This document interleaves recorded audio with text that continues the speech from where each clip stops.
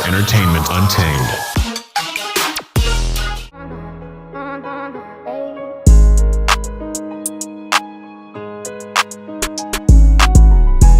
Popular Nigerian singer Tiwa Savage has caused a stir on social media after she showed off a long line of suitcases at the airport. The video, which was posted on her Insta story, shows the talented singer with 14 suitcases as she prepared to board a flight out of England. This comes just hours after she gave an outstanding performance at the coronation concert for King Charles III and Queen Camilla in London.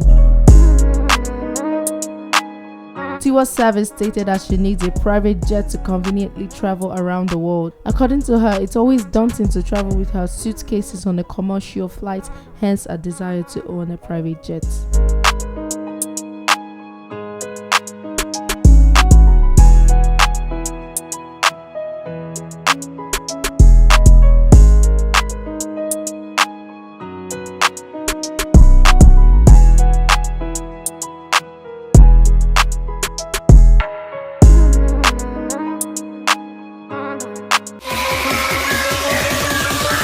It's Entertainment Untamed.